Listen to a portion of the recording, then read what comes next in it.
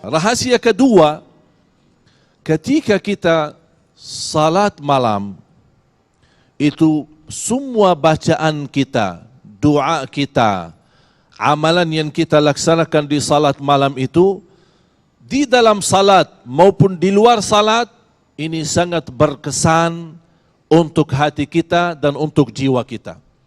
Inna nasyi'atal laili hiya ashaddu wata'an wa aqwamu qila. Sebagaimana firman Allah di suratul Muzammil ayat 6.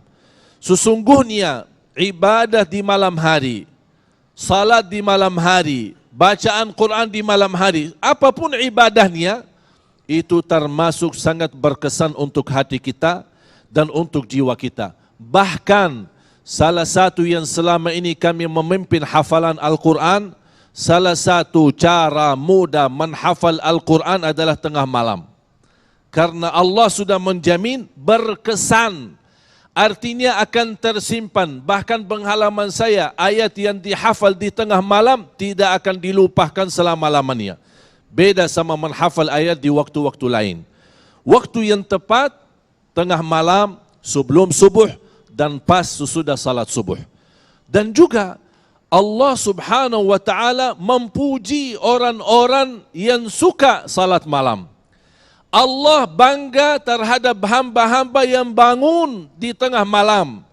Malaikah yang begitu melihat cahaya orang yang salat malam, tumbus cahaya dari rumahnya sampai ke langit. Artinya orang yang suka salat malam, ahli langit bisa kenal dia. Dari mana bisa kenal? Dia bisa kenal dengan cahaya salat malam yang bisa tumbus ke langit. Bahkan Allah bangga terhadap malaikatnya. Lihatlah ini hambaku. Buat apa dia bangun? Hanya untukku, kata Allah subhanahu wa ta'ala. Apakah anda tidak mau merasa bangga? Sebagaimana Allah juga merasa bangga terhadap kita ketika kita salat malam. Allah memuji orang-orang muttaqin. Salah satu sifat orang muttaqin yang mereka sedikit tidur malam dan banyak salat dan ibadah. Sebagaimana Allah subhanahu wa ta'ala gambarkan di dalam surah Adz-Dzariyat. A'udzu billahi minasy syaithanir rajim. Bismillahirrahmanirrahim. Innal muttaqina fi jannatin wa 'uyun. Akhidhina ma atahum rabbuhum innahum kanu qabla dhalika muhsinin. كانوا قليلا من الليل ما يهجعون وبالأسحار هم يستغفرون. Allah subhanahu wa ta'ala sebut sifat-sifat mereka orang muttaqin. Di antara sifat mereka adalah mereka suka salat malam dan juga suka menutupi salat malamnya, menutupi tahajudnya sambil menunggu azan subuh dengan istighfar. Bahkan Allah subhanahu wa ta'ala, karena mereka merahasiakan salat malam, Allah pula merahasiakan pahala-pahala yang dijanjikan, tapi pahala pasti menjadi balasan yang akan menenangkan hati. Sebagaimana Allah gambarkan di dalam surah As-Sajdah. A'udzu billahi minasy syaithanir rajim.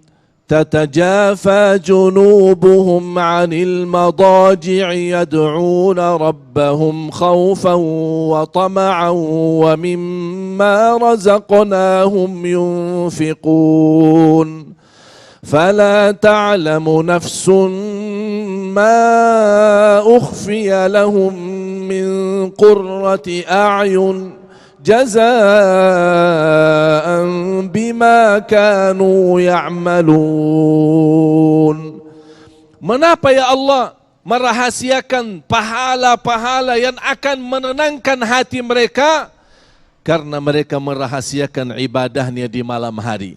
Makanya Allah membalas jazaa'an bima kanu ya'malun, balasan Allah atas apa yang kita kerjakan di tengah malam. Oleh karena itu jamaah sekalian, sayang sekali kalau kita seorang hamba yang ingin membuktikan cintaannya kepada Allah, mengikuti sunnah Nabi kita Nabi Muhammad sallallahu alaihi wasallam, sayang sekali kalau tidak salat malam walaupun 2 rakaat tutup dengan witir. Banyak orang malas salat malam karena dia menghitung 8 atau 10 atau 20. 2 rakaat. Tenang, nikmat, enak, bacaannya jelas. Walaupun di luar hafalan sesuai kemampuan, tidak hafal ayat panjang, tidak apa-apa, baca-baca ayat pendek. Ingin menghafal atau membaca melalui Al-Quran pun dibolehkan oleh ulama sambil megang Al-Quran dan baca. Artinya banyak kemudahan kita bisa dapat.